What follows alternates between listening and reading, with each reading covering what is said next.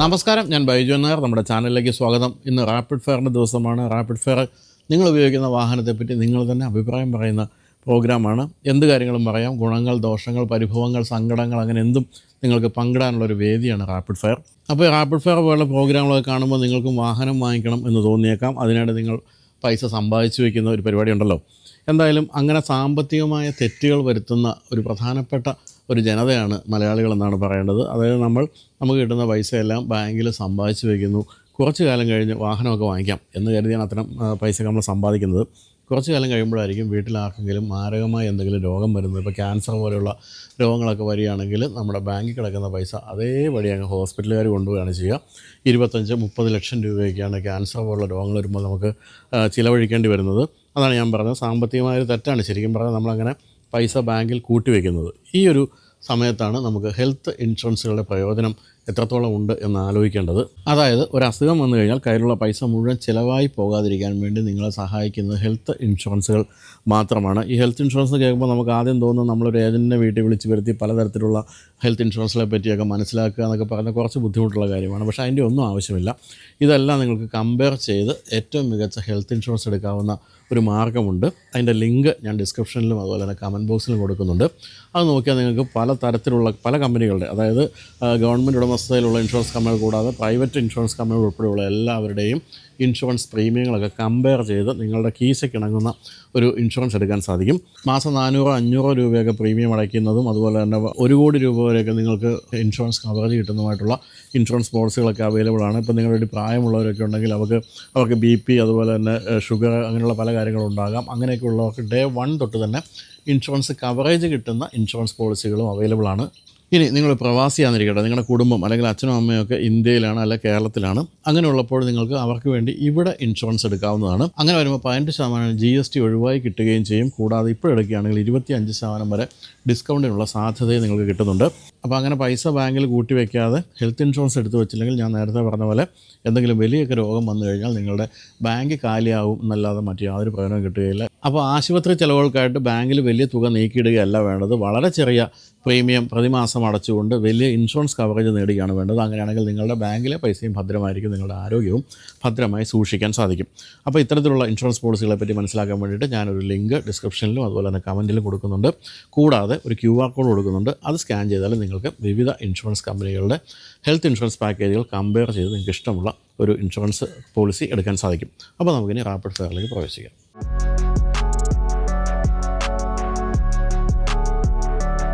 അപ്പോൾ പലരുടെയും ഇപ്പോഴും തുടരുന്ന ഒരു ആഗ്രഹമാണ് പജേരോ സ്വന്തമാക്കുക എന്നുള്ളത്. പജേരോയ്ക്ക് അങ്ങനെ ഒരു എന്താ പറയുക, നമ്മൾ ആകർഷിക്കുന്ന എന്തോ ഒരു ഘടകം പജേരോയിലുണ്ട്. പജേരോയുടെ SFX ആണ് ഞാൻ പറഞ്ഞത്. അതിനുശേഷം വന്ന പജേരോ സ്പോർട്ട് പോലുള്ള കാര്യങ്ങൾ കുറച്ചുകൂടെ സോഫ്റ്റ് ആയെങ്കിലും ഇതിൻ്റെ കാര്യത്തിൽ ലുക്കിലെല്ലാം ആ ഒരു നമ്മളെ ആകർഷിക്കുന്ന എന്തോ ഒരു സംഭവമുണ്ട്.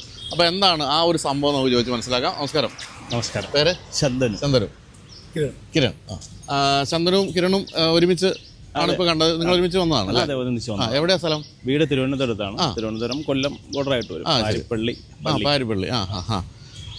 അപ്പോൾ എത്ര കാലമായി പജേരോ എടുത്തിട്ട്? ഇതിപ്പം 1 വർഷത്തിൽ കൂടുതലായി. ഇതിന് മുൻപ് ഞാൻ ഒരു ഡൽഹി വണ്ടി ഉണ്ടായിരുന്നു, അത് കൊടുത്തിട്ടാണ് ഇപ്പോൾ ഇതെടുത്തത്. ഇത് കേരള വണ്ടി തന്നെയായിരുന്നു? കേരള വണ്ടിയല്ല, ഇതും പുറത്തുനിന്ന് കൺവേർട്ട് ചെയ്തതാണ്. എന്താണ് ഇത് ഈ പജേരോ തന്നെ തുടർന്ന് വാങ്ങിച്ചു പോകുന്നതിൻ്റെ ഒരു ഉദ്ദേശം? അല്ല, ഇത് കുറച്ചുകൂടെ നല്ല വണ്ടിയായിരുന്നുകൊണ്ട് ഞാൻ അത് എടുത്തതായിരുന്നു. പജേറോ എന്ന് പറയുന്നത് എല്ലാ മലയാളികളെന്നല്ല, നമ്മുടെ എല്ലാ ഇന്ത്യക്കാരുടെയും പോലെ എൻ്റെയും ഒരു സ്വപ്നമായിരുന്നു. പണ്ട് കോളേജിൽ പഠിക്കുമ്പോൾ ഉള്ളതായിരുന്നു. അന്ന് ഞാൻ ഒരുപാട് വണ്ടി കണ്ടിട്ടുണ്ടായിരുന്നു.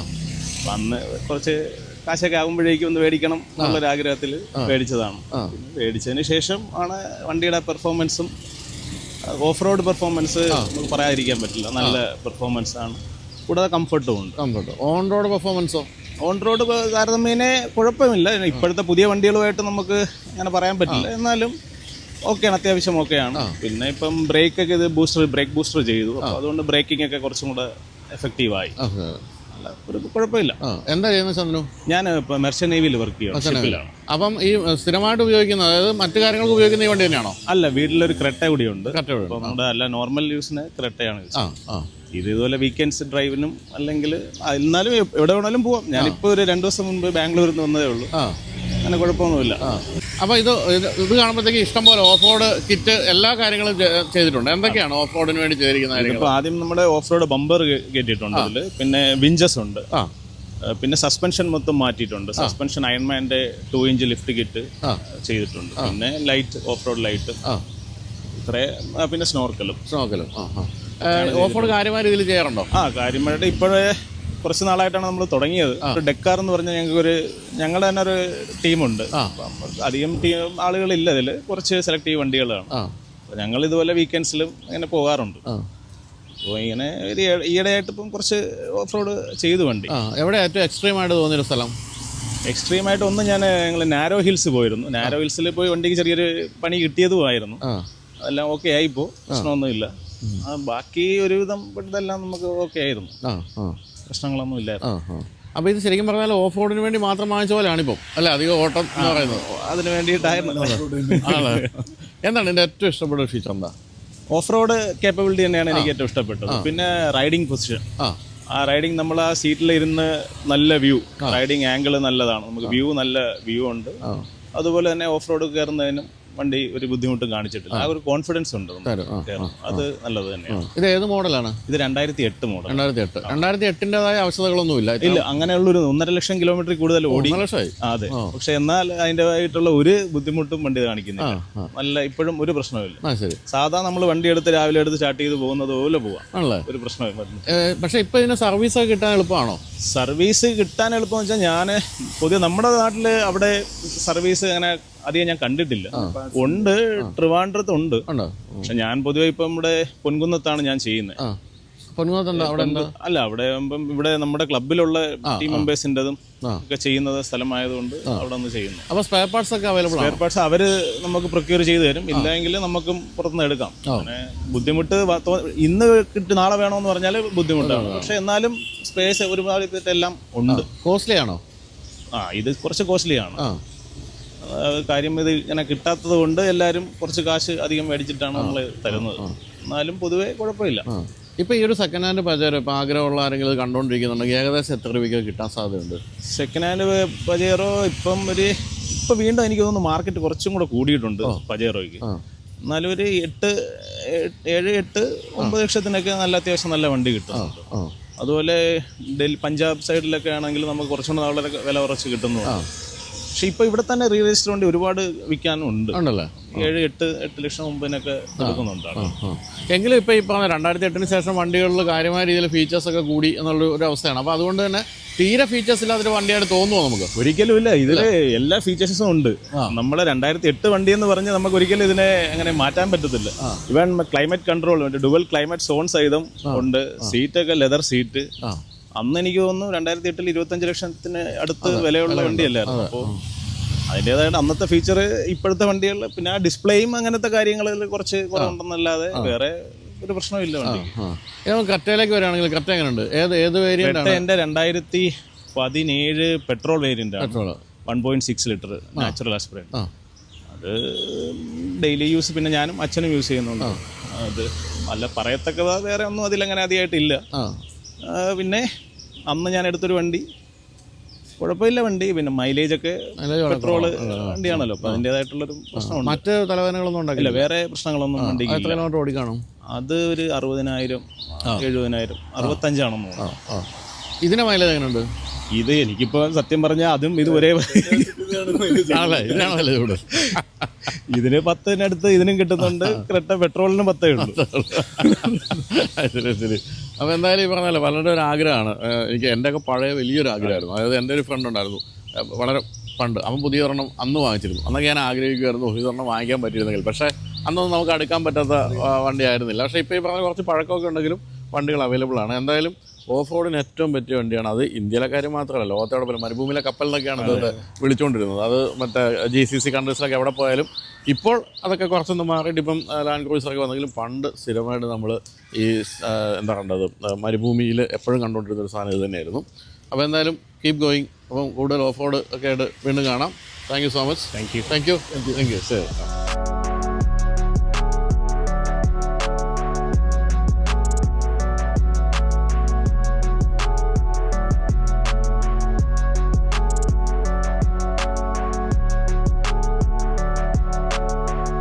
നമ്മളിപ്പോൾ കണ്ടത് പജേരോ SFXൻ്റെ ഓണറിനാണെങ്കിൽ ഇനി കാണാൻ പോകുന്നത് പജേരോ സ്പോർട്ടിൻ്റെ ഓണറിനാണ്.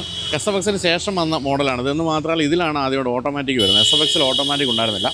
അപ്പോൾ നമുക്ക് അതിൻ്റെ ഓണറിനെ പരിചയപ്പെടാം. നമസ്കാരം. Good morning. പേര്? വിഷ്ണു. വിഷ്ണു. എന്ത് ചെയ്യുന്നു വിഷ്ണു? ഞാൻ മർച്ചൻ്റ് നേവിയിലാണ്. നമ്മളിപ്പോൾ കണ്ട പജേരോയും മർച്ചൻ്റ് നേവിക്കാരനായിരുന്നു. അപ്പം മർച്ചൻ്റ് നേവിക്കാരൊക്കെ ഓഫ് റോഡിൻ്റെ ആൾക്കാരാണോ? എന്താണ് സംഭവിക്കുന്നത്? മൊത്തം ഓഫ് റോഡ് വണ്ടികളാണല്ലോ. ഇല്ല, നമ്മൾ ഇപ്പോൾ വെക്കേഷൻ ടൈം സ്പെൻഡ് ചെയ്യാൻ പിന്നെ വെഹിക്കിൾ എൻതൂസിയാസ്റ്റ് ആയതുകൊണ്ട് ആരെയും അധികം ഒന്നും ഹേർട്ട് ചെയ്യാതെ ചെയ്യാൻ പറ്റിയൊരു പരിപാടിയാണല്ലോ. പിന്നെ അപ്പോൾ ഈ മർച്ചൻ്റ് നേവി എന്ന് പറയുമ്പോൾ നിങ്ങൾ ഇഷ്ടംപോലെ രാജ്യങ്ങളിൽ പോകുന്നതാണ്. എന്നിട്ടും ഈ വണ്ടി സെലക്ട് ചെയ്യാൻ എന്താ കാരണം? ഞങ്ങൾ പോകുന്ന ഓൾമോസ്റ്റ് 70% രാജ്യങ്ങളിൽ ഈ വണ്ടി ഉണ്ട് കാണുന്നുണ്ട്. പിന്നെ ഞങ്ങൾ വർക്ക് ചെയ്യുന്ന മെഷീനറീസും ജാപ്പനീസ് മെഷീനറി വർക്ക് ചെയ്യാറുണ്ട്. And I M A great fan of Japanese machinery. പറഞ്ഞു കഴിഞ്ഞിട്ടുണ്ടെങ്കിൽ അത്രയും റിലയബിലിറ്റിയാണ്, അത്രയും ക്വാളിറ്റിയാണ്. എന്ത് ഇപ്പോൾ നമ്മളുടെ വണ്ടികളുടെയൊക്കെ പ്രീമെച്യൂർ ആയിട്ടൊരു പാർട്ട് ഫെയിൽ ആവുന്ന കാണാൻ പറ്റും. ഇതിൻ്റെയൊക്കെ എന്ന് പറഞ്ഞു കഴിഞ്ഞിട്ടുണ്ടെങ്കിൽ ഒരു ക്ലച്ച് മാറിക്കഴിഞ്ഞാൽ 1 lakh എന്ന് പറഞ്ഞാൽ 1 lakh ആണ്. അത് ഓടിയിരിക്കും. കുറച്ച് എക്സ്പെൻസീവ് ആയിരിക്കും ഇനീഷ്യലി എടുക്കുമ്പോൾ. പക്ഷേ if you are ready to spend that kind of money it's worth it. പിന്നെ വണ്ടിയുടെ ക്വാളിറ്റിയും അങ്ങനെ തന്നെയാണ്, അടിപൊളിയാണ്. അതുകൊണ്ട് ജാപ്പനീസ് ഫാനാണ്. ഇതിപ്പോൾ എത്ര കാലം എടുത്തിട്ട്? ഇതിപ്പോൾ എടുത്തിട്ടൊരു 3 years. സെക്കൻഡ് ഹാൻഡ് എടുത്തതാണ്. എത്ര ഓടിയായിരുന്നു എടുക്കുമ്പോൾ? അറൗണ്ട് 95 ഓടിയിരുന്നു. സാധാരണ ഇതിൽ നമ്മൾ 95 ഒന്നും ഓടിയ വണ്ടി സെക്കൻഡ് ഹാൻഡ് എടുക്കാത്തതല്ല. ഇതിന്റെ കാര്യത്തിൽ അങ്ങനെയൊന്നും പേടിക്കില്ല. ഇതിന്റെ 2-3 lakhs ഒക്കെ ഓടിയ നമ്മുടെ ഒരു ഫ്രണ്ടിന്റെ കയ്യിലുണ്ട് ഓൾറെഡി. നമുക്കൊരു ചെറിയ ക്ലബ്ബ് പോലെ ഉണ്ട്, ലൈക്ക് ഓഫ് റോഡിങ്ങിനൊക്കെ പോകുന്നത്. അപ്പൊ അവിടെ സ്പോട്ടുകളുണ്ട്. അതിൽ ഒരാളുടെ വണ്ടിയൊക്കെ like more than 2 lakh kilometers clock ചെയ്തു. Still like brand new. ഒന്നും ചെയ്തിട്ടില്ല ഇതുവരെ, ഒന്നും തൊട്ടിട്ടേ ഇല്ല. അതെന്ന് പറഞ്ഞാൽ നമ്മള് ഓഫ് റോഡിങ് ചെയ്യുമ്പോൾ അത്യാവശ്യം അബ്യൂസ് ഒക്കെ വണ്ടിക്ക് വരുന്നതാണ് എന്ന് പറഞ്ഞാൽ, എന്നാലും ഇറ്റ്സ് ക്വൈറ്റ് ഗുഡ്, കുഴപ്പമില്ല. എന്തൊക്കെ വേറെ ചെയ്തത് എടുത്തു കഴിഞ്ഞിട്ട് നമ്മൾ ഓഫ് റോഡ് കിറ്റ് എന്തൊക്കെ കയറ്റി? ഓഫ് റോഡ് ഇതിൽ മെയിൻ ആയിട്ട് എടുത്ത് പറയേണ്ടത്, ഇതിൽ ARB എന്ന് പറയുന്ന ഓസ്ട്രേലിയൻ ബ്രാൻഡിന്റെ ലോക്കേഴ്സ് ചെയ്തിട്ടുണ്ട്. ഫ്രണ്ട് ആൻഡ് റിയർ ലോക്കേഴ്സ് ചെയ്തിട്ടുണ്ട്. അത് നമ്മുടെ ഇവിടെ മീൻസ് ലൈക്ക് ലാംഡ എന്ന് പറയുന്ന ബ്രാൻഡിന്റെ ഒക്കെയാണ് അവൈലബിൾ ആയിട്ടുള്ളത്. ഇത് ARB എന്ന് പറയുന്ന ഒരു ബ്രാൻഡിന്റെ ലോക്കർ ചെയ്തിട്ടുണ്ട്. അത് മറ്റേ വണ്ടീനെ ഭയങ്കര കേപ്പബിൾ ആക്കും. മീൻസ് ലൈക്ക് ഓഫ് റോഡ് നമ്മുടെ എന്ന് പറഞ്ഞാൽ നോർമൽ വണ്ടിക്ക് ഓപ്പൺ ഡിഫറൻഷ്യലാണല്ലോ വരുന്നത്. അപ്പോൾ ഓഫ് റോഡ് ഒരു വണ്ടി ടയർ ആർട്ടിക്കുലേറ്റ് ആയി കഴിഞ്ഞിട്ടുണ്ടെങ്കിൽ ട്രാക്ഷൻ പോകുന്ന സിറ്റുവേഷൻ. ഇത് ലോക്കർ ഓൺ ചെയ്ത് കഴിഞ്ഞിട്ടുണ്ടെങ്കിൽ 2 വീലിലേക്കും 50-50 പവർ സ്പ്ലിറ്റ് ആയി എവിടെ വേണമെങ്കിലും വണ്ടി കയറും. അത് എന്ത് എക്സ്പെൻസ് ഉണ്ട് അത് ഫിറ്റ് ചെയ്യാൻ? അതിന് എക്സ്പെൻസിനേക്കാൾ കൂടുതൽ നമുക്കത് പ്രൊക്യൂർ ചെയ്യാനാണ് പാട് അവിടെ നിന്ന്. കാര്യം നമ്മളിപ്പോൾ ഓൾമോസ്റ്റ് 3.5 to 4 lakhs അടുത്ത് ചെലവ് ഇത് ഇവിടെ എത്തിക്കാൻ. പക്ഷെ അത് ഓസ്ട്രേലിയയിൽ നിന്ന് എടുക്കുമ്പോൾ ഇത്രയും പൈസ ഇല്ല. നമുക്ക് ഇവിടേക്ക് കൊണ്ടുവരണമെങ്കിൽ ഇവിടെ ടാക്സ് അടയ്ക്കാം, പിന്നെ ഇവിടെ ഇൻസ്റ്റാളേഷന്റെ ചാർജസ് അങ്ങനെ വരുമ്പോൾ. ശരിക്കും എനിക്ക് തോന്നുന്നു ഓസ്ട്രേലിയയിൽ 1 set of ലോക്കറിന് നിയർലി 1 lakh ഉള്ളൂ. അപ്പോൾ 1 + 1 2. പിന്നെ ഇതിൻ്റെ ഒരു എയർ കംപ്രസർ ഉണ്ട്. ഇപ്പോൾ 2.5 lakhs നമുക്ക് ഓസ്ട്രേലിയയിൽ സാധനം കിട്ടും. പക്ഷെ ഇവിടേക്ക് അത് കൊണ്ടുവരാൻ നമുക്ക് ഓൾമോസ്റ്റ് 30 to 35% ഡ്യൂട്ടി അടയ്ക്കണം, ഇമ്പോർട്ട് ഡ്യൂട്ടി അടയ്ക്കണം. അപ്പോൾ അതിന്റെ മീൻസ് ഈ ഒരു ബ്രാൻഡും പിന്നെ TRE എന്ന് പറയുന്ന ഒരു ബ്രാൻഡും മാത്രമാണ് നമുക്ക് കോമൺ ആയിട്ട് കിട്ടുന്നുള്ളൂ. TRE ചൈനീസ് ആണ്, ഇത് ഓസ്ട്രേലിയൻ ബ്രാൻഡാണ്. റിലയബിലിറ്റി കൂടുതലാണ്, അടിപൊളിയാണ്. പിന്നെ എന്തൊക്കെയാണ് ടയേഴ്സ് ഒക്കെ മാറ്റി? ടയേഴ്സ് ഇത് 80 ടയേഴ്സ് ആണ്, മാക്സിസിന്റെ തന്നെ 80 ടയേഴ്സ് ആണ്. പിന്നെ മെയിൻ ആയിട്ട് ഫ്രണ്ടിൽ ഇപ്പൊ കാണുന്ന ലൈറ്റ്, ഇത് ബാഗ ഡിസൈൻ എന്ന് പറഞ്ഞ് ലൈറ്റ്സ് ചെയ്തിട്ടുണ്ട്. പിന്നെ വണ്ടി സ്റ്റോക്ക് സെറ്റപ്പിലല്ല ഓടുന്നത്. വണ്ടി ഒരു Stage 2+ ഗൾഫിലാണ് ചെയ്തത്. Stage 2+ കസ്റ്റം ട്യൂൺഡ് ആണ് വണ്ടി. അതും ചെയ്തു. മീൻസ് ലൈക്ക് നമ്മളൊരു പ്രൊജക്റ്റ് പോലെ ചെയ്തുകൊണ്ടിരിക്കുകയാണ്. കാര്യം ഇത് റോഡ് സ്പെക്ക് അല്ല നമ്മൾ ഉദ്ദേശിക്കുന്നത്, നമ്മൾ ഓഫ് റോഡിന് വേണ്ടിയിട്ട്. അപ്പോൾ സ്പോർട്ടിനൊരു പ്രശ്നം ഉണ്ടായിരുന്നു. SFX ആയിട്ട് കമ്പയർ ചെയ്യുമ്പോൾ വണ്ടി ഭയങ്കര ടോർക്ക് കുറവാണ്. അപ്പോൾ കയറില്ല എന്നൊക്കെ ഉള്ള ഒരു ഓഫ് റോഡിൽ കുറച്ച് എക്സ്ട്രീം സിറ്റുവേഷൻ വരുമ്പോൾ വണ്ടി സ്റ്റോളാവും എന്നുള്ളൊരു പ്രോബ്ലം ഒക്കെ പറയുന്നുണ്ടായിരുന്നു. പക്ഷെ ഞങ്ങളിപ്പോൾ ഇത് വെച്ചിട്ട് എല്ലായിടത്തും വണ്ടി കയറ്റുന്നുണ്ട്. കാര്യം അത് ഇപ്പോൾ നമ്മുടെ റിക്വയർമെന്റ് അനുസരിച്ച് ഗൾഫിലെ ട്യൂണേഴ്സ് മീൻസ് ഇനീഷ്യൽ നമുക്ക് ടോർക്ക് വേണം. അപ്പോൾ അതിന്റെ ഫ്യൂവലിംഗ് ഒക്കെ കറക്റ്റ് ചെയ്ത് തന്നിട്ടുണ്ട്. അപ്പോൾ അതും വീണ്ടും they are very ready to help. നമ്മൾ കൊടുക്കുന്ന ഇൻപുട്ട് അനുസരിച്ച് അവർ പിന്നെയും ചെയ്ത് തന്നുകൊണ്ടിരിക്കുകയാണ്. ഇപ്പോൾ ഇതിലൊരു ഓൾമോസ്റ്റ് ഒരു 5th or 6th ട്യൂണാണ് വണ്ടിയിൽ ഓടിക്കൊണ്ടിരിക്കുന്നത്. അവർ മീൻസ് നമ്മുടെ റിക്വയർമെന്റ് അനുസരിച്ച് അവർ കസ്റ്റമൈസ് ചെയ്ത് അപ്പോൾ തന്നെ ചെയ്തു തരും. പിന്നെ എൻജിൻ സൈഡ് വരാണെന്നുണ്ടെങ്കിൽ ഇന്റർകൂളേഴ്സ് ചെയ്തിട്ടുണ്ട്. കസ്റ്റം ഇന്റർകൂളറാണ് KSM, കറന്റ് ഷാ മോട്ടോഴ്സ് എന്ന് പറയുന്നത്. അവര് പിന്നെ ഡൗൺ പൈപ്പ് ഉണ്ട്, ഫുൾ എക്സോസ്റ്റ് ചെയ്തിട്ടുണ്ട്. അപ്പോൾ വണ്ടി വാങ്ങിച്ചതിനൊക്കെയുള്ള പൈസ ഓഫ് റോഡ് കിറ്റിന് വേണ്ടി മുടക്കി അല്ലേ? അതെ അതെ. എത്ര രൂപയ്ക്കായിരിക്കും വാങ്ങിച്ചത് 3 വർഷം മുമ്പ്? ഇത് 9.5 മാനുവലാണ്. മാനുവലാണ്. ഓട്ടോമാറ്റിക് 4x4 വരുന്നില്ല. കുറച്ച് ആകെ 1-2 വണ്ടികളാണ് നമ്മുടെ ഇവിടെ ഉള്ളൂ എന്ന് തോന്നുന്നു 4x4 വരുന്നത്. അപ്പോൾ അപ്പാർട്ട് ഫ്രം ഈ ഓഫ് റോഡ് എബിലിറ്റീസ് എങ്ങനെയുണ്ട് വണ്ടി? ലോങ് ഭയങ്കര കംഫർട്ടാണ്. ഞാനിപ്പോൾ ഞങ്ങൾക്ക് വേറെ വണ്ടിയും ഉണ്ട്, പക്ഷെ ഇത് യൂസ് ചെയ്ത് തുടങ്ങി കഴിഞ്ഞ് കഴിഞ്ഞിട്ടുണ്ടെങ്കിൽ പിന്നെ ഇതിലേക്കാണ് കൂടുതൽ പ്രിഫർ ചെയ്യാറ്, ഡ്രൈവൊക്കെ പ്രിഫർ ചെയ്യാറ്. ഞാൻ ഹാരിയർ യൂസ് ചെയ്യുന്നുണ്ട്, ഓട്ടോമാറ്റിക് യൂസ് ചെയ്യുന്നുണ്ട്. ഹാരിയർ കംഫർട്ട് സാറിന് അറിയാമായിരിക്കും ഇത്. അപ്പോൾ അതും വെച്ചിട്ടും ഇത് കാര്യം ലാഡർ ഓൺ ഫ്രെയിം ആണ്, അതിന്റെ കുറച്ച് ഇത്. പക്ഷെ ഡ്രൈവ് ചെയ്യാൻ രസമാണ് എന്ന് പറഞ്ഞാൽ എനിക്കറിഞ്ഞോ ബാക്കിൽ ഇരിക്കുന്നവർക്ക് എന്തോരം ബുദ്ധിമുട്ടുണ്ട് എന്ന് അറിഞ്ഞുകൂടാ. പിന്നെ ഇതിന്റെ സസ്പെൻഷൻ സെറ്റപ്പ് കുറച്ച് സ്റ്റിഫർ ആയ കാരണം ഇത് അയൺമാന്റെ ഫോം സെൽ സസ്പെൻഷൻസ് ചെയ്തിട്ടുണ്ട്, അതുകൊണ്ട് അത്രയും റോൾ ഇല്ല. പിന്നെ ഇപ്പൊ നമ്മള് ഡോക്ടർ നാനോന്റെ തന്നെ ഒരു ഇത് ചെയ്യാൻ റിയർ സ്റ്റെബിലൈസേഷൻ കിറ്റ് എന്ന് പറയുന്ന ഒരു ഇതുണ്ട്, അതൊന്നും കൂടിയും വണ്ടി സ്റ്റേബിൾ ആക്കും. അപ്പൊ അത് ചെയ്യാനൊരു പ്ലാനുണ്ട്, സാധനം എടുത്തു വെച്ചിട്ടുണ്ട്, അതും ചെയ്യാനുള്ള പ്ലാനിലാണ്. എക്സ്ട്രീം ഓഫ് റോഡ് ഒക്കെ ചെയ്യാറുണ്ടോ? എക്സ്ട്രീം അത്യാവശ്യം ചെയ്യാറുണ്ട്. കോമ്പറ്റീഷൻ വൈസ് ഒന്നും ചെയ്യാറില്ല, means like overlanding off roads അങ്ങനെയൊക്കെ പോകാറുണ്ട്. അപ്പൊ ഇപ്പൊ ചെയ്തിട്ടുള്ളതിൽ ഇപ്പൊ കേരളത്തിൽ അല്ലെങ്കിൽ എവിടെയല്ല ചെയ്തിട്ടുള്ള ഏറ്റവും എക്സ്ട്രീം ഓഫ് റോഡ് എവിടെയായിരുന്നു? മലമണ്ടയിൽ ചെയ്തിട്ടുണ്ട്. ഇപ്പോൾ കഴിഞ്ഞ ദിവസം ലെജൻഡറിയുടെ ഒരു മീറ്റപ്പ് ഉണ്ടായിരുന്നു, മിറ്റ്സുബിഷി, അത് പുള്ളിക്കാനം. അതൊക്കെ അതെന്നൊക്കെ പറഞ്ഞാൽ മീൻസ് ലൈക്ക് കുറേ അതൊരു നല്ലൊരു സെറ്റപ്പും ആയിരുന്നു എന്ന് പറഞ്ഞാൽ അവരൊരു ഇനീഷ്യേറ്റീവ് എടുത്ത് അന്നൊരു 10-30 വണ്ടി ഉണ്ടായിരുന്നു മിറ്റ്സുബിഷി. അപ്പോൾ അന്ന് അതിലും കൂടുതൽ ടെറൈൻസ് ഒക്കെ ഉണ്ടാവും കേട്ടോ. നമ്മൾ മീൻസ് അത്ര ബിഗിനേഴ്സ് ആണ്. പിന്നെ ഞങ്ങൾ നാളെ കൂർഗിൽ പോയിട്ടുണ്ടായിരുന്നു. കൂർഗിൽ നല്ലൊരു ടെറൈനായിരുന്നു കിട്ടിയിരുന്നത്. കൂർഗിൽ പക്ഷെ ഞങ്ങളുടെ കൂട്ടത്തിലുള്ള കുറേ വണ്ടികൾ ഞങ്ങൾക്ക് എല്ലാവർക്കും സ്ലഷാണ് കൂടുതൽ കൂർഗിൽ. അപ്പോൾ ഈ വണ്ടിക്ക് ലോക്കേഴ്സ് ഉള്ള കാരണം അത് കയറി പോയായിരുന്നു. കാര്യം ഇതത്രയും സ്പെക്ക് ചെയ്തുകൊണ്ടാണ് അത് കയറി പോകുന്നത്, അല്ലെങ്കിൽ ഓക്കെ ഒരു ട്രബിൾ ഉണ്ടാവുമായിരിക്കും, എന്തായാലും ബുദ്ധിമുട്ടുണ്ടാവും. സ്പെയർ പാർട്സ് എങ്ങനെ അവൈലബിൾ ആണ്? സ്പെയർ പാർട്സ് അത് നമ്മുടെ ഇൻട്രസ്റ്റ് പോലെ ഇരിക്കും. ഇവിടെ എല്ലാം കിട്ടും, പക്ഷേ ഡൽഹിയിൽ നിന്നൊക്കെ കുറേയും സ്പെയർ ഡ്യൂപ്ലിക്കേറ്റ് വരുന്നുണ്ടെന്ന് പറയുന്നുണ്ട്. അപ്പോൾ നമ്മൾ ഇപ്പോൾ പുറത്തൊക്കെ പോയി വരുന്ന കാരണം ഞാൻ പുറത്തുനിന്ന് സോഴ്സ് ചെയ്യാറുണ്ട് എന്ന് പറഞ്ഞാൽ. ഇപ്പോൾ ഞാൻ കഴിഞ്ഞ പ്രാവശ്യം ക്ലച്ച് എടുത്തത് ഫിലിപ്പീൻസിൽ നിന്ന് എടുത്തത്. അപ്പോൾ റേറ്റ്സ് ഒക്കെ ഓൾമോസ്റ്റ് സെയിം ആണ്, പക്ഷേ അവിടെ ഇപ്പോഴും ഈ വണ്ടി ഉണ്ട്, അവിടെ ഇപ്പോഴും ഓതറൈസ്ഡ് സർവീസ് സെന്റേഴ്സ് ഉണ്ട്, ജെന്യൂൻ സ്പെയർസ് കിട്ടും. ഇവിടെ കിട്ടും, ഇവിടെ കിട്ടില്ല എന്ന് പറയുന്നില്ല, ഇവിടെ അവൈലബിലിറ്റി ഉണ്ട്. പക്ഷെ നമുക്കൊരു മനസ്സിനൊരു വിശ്വാസക്കുറവുണ്ടല്ലോ ഇത്. കാര്യം അങ്ങനെ അത്രയ്ക്ക് വരുന്നുണ്ട് ജെന്യൂൻ അല്ലാത്ത സ്പേസ്. നമ്മൾ അത്രയും എമൗണ്ട് പേ ചെയ്തിട്ട് ഇപ്പോൾ ക്ലച്ച് മാറാൻ തന്നെ എനിക്ക് തോന്നുന്നു 45-50 അടുത്ത് ക്ലച്ചിന് മാത്രം വരും. അപ്പം അത്രയും നമ്മൾ സ്പെൻഡ് ചെയ്യുമ്പോൾ നമുക്ക് ജെന്യൂൻ സ്പെയർ കിട്ടണമെന്നൊരാഗ്രഹം ഉണ്ടാവും. പിന്നെ സൈറ്റ്സ് ഉണ്ട്, അമയാമ പാർട്സ് എന്നൊക്കെ പറഞ്ഞ്, അവിടെ നിന്ന് നമുക്ക് ഓർഡർ ചെയ്യാം. അത് നമ്മുടെ ഇമ്പോർട്ട് സിസ്റ്റത്തിന്റെ ഒരു ഇത് 35% ടാക്സ് അടയ്ക്കണം, പക്ഷേ you will get genuine spare, സാധനം കിട്ടും. പിന്നെ ഈ പറഞ്ഞ പോലെ മാരുതി പോലെ നമ്മൾ നേരെ കൊണ്ടുപോയി കയറ്റി അന്ന് വൈകുന്നേരം എടുത്തുകൊണ്ട് വരാൻ വർക്ക്ഷോപ്സിന്റെ അവൈലബിലിറ്റിയും കുറവാണ്. അങ്ങനെ പ്രതീക്ഷിച്ചിട്ട് കാര്യമില്ല. പിന്നെ ഇത് വർക്ക് ചെയ്യുന്നവരും ടെക്നീഷ്യൻസും ഇത് വർക്ക് ചെയ്തുകൊണ്ടിരിക്കുന്ന ടെക്നീഷ്യൻസിനെ കിട്ടുകയാണെന്നുണ്ടെങ്കിൽ ആണ് ഏറ്റവും നല്ലത്. പുതിയ ആൾക്കാരൊക്കെ വന്നു കഴിഞ്ഞിട്ടുണ്ടെങ്കിൽ വെറുതെ പണിയാവും. അതുകൊണ്ട് നമുക്കിപ്പോൾ അങ്ങനെ ഈ ക്ലബിന്റെ തന്നെ ഒരു വർക്ക്ഷോപ്പ് ഉണ്ട് പുത്തൻകുരിശ്, ലെജൻഡറി മോട്ടോഴ്സ്.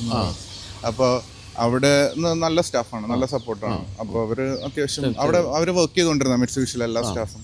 അപ്പോൾ അതുകൊണ്ട് തന്നെ ആ ഒരു ക്വാളിറ്റി കിട്ടുന്നുണ്ട്. മനസ്സിലായി, സാറ്റിസ്ഫൈഡ് ആണ് നമ്മൾ. അപ്പൊ എന്തായാലും വാങ്ങിച്ചതിനേക്കുള്ള പൈസ മുടക്കി വണ്ടി ഉടനെ ഒന്നും വിൽക്കാനുള്ള സാധ്യതയില്ല. ചിന്തിക്കേണ്ട ആവശ്യമില്ല. അത്രയധികം ഈ പറഞ്ഞല്ല, നമ്മളിത് ഓടിച്ചോണെ കഴിഞ്ഞാൽ മനസ്സിനോട് ചേർന്ന് നിൽക്കുന്ന ഒരു വണ്ടിയാണ് തീർച്ചയായിട്ടും. അപ്പോൾ എന്തായാലും thank you so much. Thank you. അപ്പം കൂടുതൽ ഓഫ് റോഡൊക്കെ ചെയ്ത് കാണാൻ നോക്കും. Thank you. ശരി, സാറും വരൂ. അതെ, ജിമ്മിനുള്ള.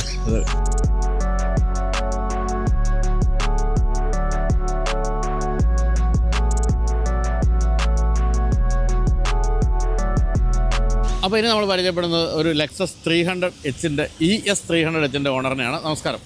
അക്ഷയ്. പേര്? അക്ഷയ്. അക്ഷയ്. എന്താ അക്ഷയ്? എനിക്കൊരു ജ്വല്ലറി ബുട്ടീക്കാണ്. എവിടെ? നേരെ ഓപ്പോസിറ്റ് തന്നെയാണ് ആ കാണുന്നത്. MOD എന്നാണ് പറയുന്നത്, മോഡെന്നല്ല. അല്ല, MOD സിഗ്നേച്ചർ ജ്വല്ലറി. അത് ശരി. ഞാനത് ശ്രദ്ധിക്കാറുണ്ട്. അപ്പോൾ ഞാനത് കാണുമ്പോൾ ആലോചിക്കാറുണ്ട്, ഈ പറഞ്ഞ പോലെ വമ്പൻ ജ്വല്ലറി ബ്രാൻഡുകൾക്കിടയിൽ എങ്ങനെയാണ് ഈ ഒരു സിംഗിൾ ഷോപ്പൊക്കെ ആയിട്ടുള്ള ഒരു നിലനിന്ന് പോകുന്നത്? എങ്ങനെയാണ് അതിൻ്റെ ഒരു? ഞാൻ 5th ജനറേഷനാണ്. വീട് പാലയിലാണ്. പാലയിൽ നമ്മൾ സ്വർണ്ണക്കടയാണ്. എൻ്റെ അമ്മ ജ്വല്ലറി ഡിസൈൻ ചെയ്യുന്നുണ്ട്. ഓ അങ്ങനെയാണ് നമ്മൾ ഇതിൻ്റെ അകത്തോട്ട് വന്നത്. ആ ശരി. ആ ഇറ്റ്സ് ഒരു കുറച്ച് ഡിഫറെൻ്റ് ആയിട്ടാണ് നമ്മൾ ചെയ്യുന്നത്. ഒരു ബിസ്പോക്കാണ്, കസ്റ്റമൈസേഷൻ ചെയ്യാറുണ്ട്. ഒരു ഡിസൈനർ ജ്വല്ലറിയാണ്. അപ്പോൾ നമ്മൾ സിംഗിൾ സ്റ്റോറാണ്. ഫ്രം ദാറ്റ് കുറേ ബ്രാഞ്ചസ് ഓപ്പൺ ചെയ്യുന്നതിന് പകരം സിംഗിൾ സ്റ്റോറിൽ തന്നെ we are creating a depth in that. Oh ശരി. അപ്പോൾ നമുക്ക് അവിടെ കസ്റ്റമൈസ് അല്ലാത്തതും ഉണ്ട്. നമുക്ക് റെഡി സ്റ്റോക്കും ഉണ്ട്, കസ്റ്റമൈസേഷൻ വേണമെങ്കിൽ അതും ചെയ്തു കൊടുക്കും. ആ ശരി. അപ്പോൾ ഗോൾഡ് മാത്രമേ ഉള്ളൂ അതോ പ്ലാറ്റിനം അങ്ങനെയൊക്കെ ഉണ്ടോ? ഞാൻ മെയിനായിട്ട് കോൺസെൻട്രേറ്റ് ചെയ്യുന്ന ഗോൾഡിലാണ്. Gold with precious and semi precious stones. Oh ശരി. അപ്പോൾ എത്ര വർഷമായി തുടങ്ങിയിട്ട് സംഭവം? ഇപ്പോൾ ഞങ്ങൾ പാലായിൽ വർഷങ്ങളായിട്ടുണ്ട്. ഈ പേര് തന്നെ? ഇല്ല, MOD എന്ന് തുടങ്ങിയിട്ട് 15 വർഷമായി. കൊച്ചിയിലോട്ട് വന്നിട്ട് 10 വർഷമായി. 10 വർഷമായി. MODയുടെ എന്താണ് ഫുൾ? മറ്റത്തിൽ ഔസേബ് ദേശ്. ഓ അങ്ങനെയാണല്ലോ. ഞാൻ വിചാരിച്ചത് ഭയങ്കര സംഭവമാണ് പേര്. അതാണ് ഗ്രേറ്റ് ഗ്രാൻഡ് ഫാദറിന്റെ പേര്. ഓ ശരി ശരി. ആഹാ. അപ്പോൾ പനമ്പള്ളിയാറിൽ തന്നെയാണ് ഏറ്റവും ശരിക്കും പറഞ്ഞാൽ ഇവിടുത്തെ എന്താണ് ഒരു കോസ്റ്റ്ലി ആയിട്ടുള്ള ഒരു സ്പേസിന്റെ നടുക്കാണ്. അപ്പോൾ നമ്മൾ ആദ്യമേ തന്നെ നമ്മൾ ഇങ്ങനെ തുടങ്ങാമെന്ന് വിചാരിച്ചു. പിന്നെ കൊച്ചി തുടങ്ങണം. പനമ്പള്ളിയാറാണ് ആദ്യം തന്നെ നമ്മൾ. Because that gives you that എന്താണ് നമ്മൾ ബ്രാൻഡ് കമ്മ്യൂണിക്കേറ്റ് ചെയ്യാൻ നോക്കുന്നത്, അത് നമുക്ക് കിട്ടും. അതുകൊണ്ടാണ്. ആ ശരി ശരി. അല്ല നന്നായിട്ട് പോകുന്നു. നന്നായിട്ട് പോകുന്നു എന്നുള്ളത് വണ്ടി കാണുമ്പോൾ നമുക്ക് മനസ്സിലാവുകയും ചെയ്യും. എങ്കിലും ഈ പാലായിൽ നിന്നൊക്കെ സ്ഥിരമായിട്ട് ഇവിടെ ഓടി വരേണ്ടതാണല്ലോ. അങ്ങനെ വരുമ്പോൾ എന്തുകൊണ്ടാണ് ഒരു SUV വേണ്ടാന്ന് വെച്ചിട്ട് ഒരു സെഡാൻ മതിയെന്ന് തീരുമാനിച്ചത്? മെയിനായിട്ട് ഈ അമ്മയാണ് കൂടുതലും ഈ വണ്ടി ഉപയോഗിക്കുന്നത്. അമ്മയ്ക്ക് SUV-യേക്കാളും കൂടുതൽ ഇഷ്ടം സെഡാനാണ്. ഞാൻ എല്ലാ സെഡാനിലും കയറ്റി. It's very comfortable in this. അപ്പം ബേസിക്കലി ഇതങ്ങ് ഗ്ലൈഡ് ചെയ്തങ്ങാണ് വണ്ടി പോകുന്നത്. പിന്നെ ഞങ്ങൾ പാലാ കൊച്ചി റോഡ് വലിയ കുഴപ്പമില്ല, നല്ല റോഡാണ്. അത് വലിയ കുഴപ്പമില്ല, നല്ല റോഡ്. അപ്പോൾ എങ്കിലും നമ്മളൊരു പ്രീമിയം വണ്ടി വാങ്ങിക്കാൻ ഉദ്ദേശിക്കുമ്പോൾ ബെൻസ്, ഓഡി, BMW എന്നൊക്കെയാണല്ലോ ചിന്തിക്കുന്നത്. Why Lexus? കുറച്ചും കൂടി സട്ടിലാണ്. പിന്നെ ഞാൻ ഓൾറെഡി E-ക്ലാസ്സും നമുക്കുണ്ട്, ഞാനത് ഉപയോഗിക്കുന്നുണ്ട്. പിന്നെ ഒരു ഓപ്ഷണൽ ലെക്സസ് ആയിരുന്നു നമുക്ക് ഏറ്റവും പിന്നെ വെരി കംഫർട്ടബിൾ. അപ്പോൾ അങ്ങനെയാണ് നമ്മൾ അങ്ങനെ അത്. പിന്നെ SUV പാല കുറച്ച് കേർവി റോഡ്സ് ആണ്. അപ്പം കുറച്ച് റോളിംഗ് SUVs ഇതാകുമ്പം വെരി കംഫർട്ടബിൾ. അങ്ങനെയാണ് നമ്മൾ. അപ്പോൾ വളരെ കൃത്യമായിട്ട് ഒരു ജർമ്മൻ വണ്ടിയെയും ഒരു ജാപ്പനീസ് വണ്ടിയെയും കമ്പയർ ചെയ്യാൻ പറ്റുന്ന ആളാണ്. എങ്ങനെയുണ്ട് E-ക്ലാസ് ഇതുമായിട്ട് കമ്പയർ ചെയ്യുമ്പോൾ? ഏതാണ് ഇഷ്ടം? പെട്ടെന്ന് പിക്ക് ചെയ്യാൻ പറഞ്ഞാൽ ഏതെടുക്കും? പെട്ടെന്ന് പിക്ക് ചെയ്യാൻ പറഞ്ഞു കഴിഞ്ഞാൽ ഇത് കുറച്ച് കൺഫ്യൂഷനാണ്. മമ്മൂട്ടിയാണ് മോഹൻലാലാണ് ഇഷ്ടമാണ് ചോദിക്കുന്ന പോലെയാണ്. പക്ഷേ രണ്ടും ഇഷ്ടമാണ്. കൂടുതൽ ബിക്കോസ് ബാക്ക് സ്പേസ് കുറച്ചും കൂടി റെയർ സ്പീഡിലെ സ്പേസ് നമുക്ക് E-ക്ലാസ്സിന് കൂടുതലുണ്ട്. ആണല്ലേ? E-ക്ലാസ്സിന് ലോങ് വീൽ ബേസ് ആണ്. പക്ഷേ രണ്ടിന്റെ രീതിയിൽ. അത് പെട്രോളോ ഡീസലോ? ഡീസൽ. ഇത് പിന്നെ ബെസ്റ്റ് ഓഫ് ബോത്ത് വേൾഡ്സ് ആണ്. ഹൈബ്രിഡ് ആയതുകൊണ്ട് ഇലക്ട്രിക്കിന്റെയും പെട്രോളിന്റെയും രണ്ടിന്റെയും ഓടിക്കാൻ കുറച്ചും കൂടി സ്മൂത്ത് ഇത് തന്നെയാണ്. ഏതാണ് എക്കണോമിക്കലി ഇത് മൈലേജ്? ഡെഫിനറ്റ്ലി ഇത് തന്നെയാണ്. ഹൈബ്രിഡ് അല്ലേ? എന്ത് മൈലേജ് കിട്ടുന്നുണ്ടോ അതിന്? എനിക്ക് തോന്നുന്നു 15 above ഈവൻ ഇൻ സിറ്റി. കൂടുതലും പാലാ കൊച്ചിയാണ് നമ്മുടെ ഓട്ടം. മൈലേജ് കിട്ടുന്നുണ്ട്. ശരി. മെയിൻ്റനൻസ് കോസ്റ്റ് നോക്കിയാൽ ഏതാണ്? ഒത്തിരി കുറവൊന്നുമല്ല, പക്ഷെ കൂടുതലല്ല. ഏതിന്? ലെക്സസിന്. പിന്നെ നമുക്ക് ഞാനിപ്പോൾ E-ക്ലാസ് ഇപ്പോൾ 5 വർഷമായി. അങ്ങനെ വലിയൊരു മെയിൻ്റെനൻസ് ഒന്നും എനിക്ക് അങ്ങനെ വന്നിട്ടില്ല. ഞാൻ കമ്പനി തന്നെയാണ് ചെയ്യുന്നത്. 2 വണ്ടിയും കമ്പനി തന്നെ. രണ്ടും ഗുഡ് എക്സ്പീരിയൻസ് ആണ്. കോസ്റ്റൽ മോട്ടോഴ്സ് ആണെങ്കിലും ശരി, നിപ്പോൺ ആണെങ്കിലും ശരി, വളരെ ഹാപ്പിയാണ്. ഇതിന് എത്രയായി ഓൺ റോഡ്?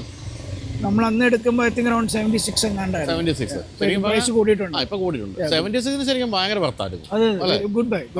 മറ്റേ E-ക്ലാസ്സിന് എത്രയായി? അന്ന് എടുക്കുമ്പോൾ ഇറ്റ് വാസ് ബിലോ 70 അഗൈൻ. ആണല്ലേ? കൊറോണ ടൈമിൽ എടുത്ത ആ ടൈം.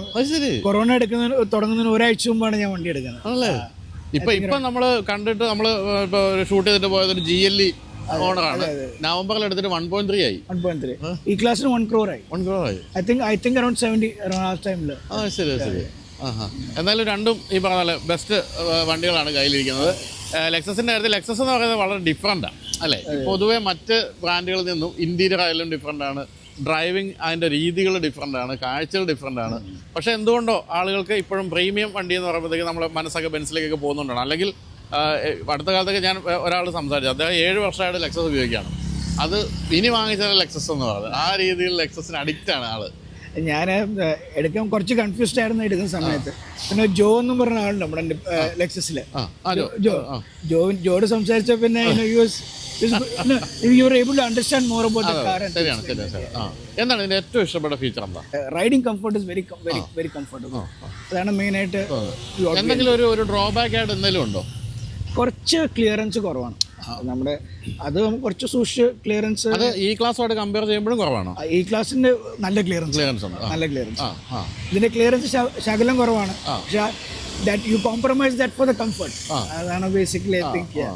ബിക്കോസ് ഈ ക്ലാസ് നല്ല ക്ലിയറൻസ് ഉണ്ട്. എവിടെ വേണമെങ്കിലും കൊണ്ടുപോകാൻ കുറച്ചുകൂടി എളുപ്പമാണ്. അപ്പോൾ ഇപ്പോഴത്തെ ഒരു കാലഘട്ടം എന്ന് പറയുന്നത് ഇലക്ട്രിക് കാറുകളുടെ കാലഘട്ടമാണല്ലോ. പ്രത്യേകിച്ച് നിങ്ങൾ പാലായിൽ നിന്ന് ഇവിടെയൊക്കെ ഓടി വരാൻ തീർച്ചയായിട്ടും ഇലക്ട്രിക് കാർ ഉണ്ടെങ്കിൽ സുഖമായിട്ട് പറ്റും. അത് ചിന്തിച്ചിട്ടുണ്ടോ?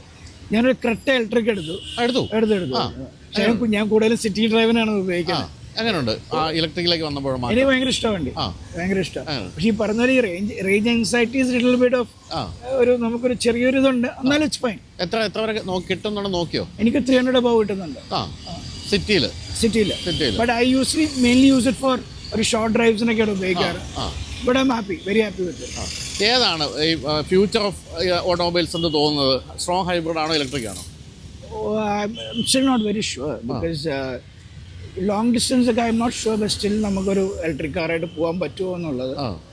But I think it will be a mix of both. Lot of people still enjoy that driving of the traditional cars and things like that. But ഞാൻ ഇലക്ട്രിക് ഭയങ്കരമായിട്ട് എൻജോയ് ചെയ്യുന്നു. The driving is very interesting. Okay, അപ്പോൾ thank you. അപ്പോൾ എന്തായാലും ഈ പറഞ്ഞ ലെക്സസിൻ്റെ കാര്യത്തിൽ നമുക്ക് ഫീഡ്ബാക്ക് കിട്ടാൻ ബുദ്ധിമുട്ടാണ്. കാരണം അധികം ഒന്നും ആൾക്കാരെ നമ്മൾ കാണാറില്ല. ഞാൻ നേരത്തെ പറഞ്ഞതാണ് അതിന് കാരണം. പ്രീമിയത്തിലേക്ക് പോകുമ്പോൾ പലരും മറ്റ് ബ്രാൻഡുകളെ തേടിപ്പോവെങ്കിലും ഗംഭീരമായ വാഹനങ്ങളാണ്. എല്ലാ മോഡലുകളും ബെസ്റ്റാണ് ഈ ഒരു ലെക്സസിനെ സംബന്ധിച്ച് പറയുകയാണെങ്കിൽ. അങ്ങനെ ഒരു ഫീഡ്ബാക്ക് തന്നെയാണ് നമുക്കിപ്പോൾ കിട്ടിയിരിക്കുന്നത്. അപ്പോൾ എന്തായാലും താങ്ക് യു സോ മച്ച്. അപ്പോൾ ആരും മാറണം, MOD ഇവിടെ പനമ്പിളയാറിൽ ഷോപ്പ്, ജ്വല്ലറി, അതായത് കസ്റ്റമൈസ്ഡ് ജ്വല്ലറി ഒക്കെ വേണമെങ്കിൽ സമീപിക്കാം. പരസ്യമല്ല കേട്ടോ, ഞാൻ പറഞ്ഞതേ ഉള്ളൂ. അതിന് നേരെ ഓപ്പോസിറ്റാണ് നമ്മളിപ്പോൾ നിൽക്കുന്നത്. എന്തായാലും thank you so much. Thank you. ശരി.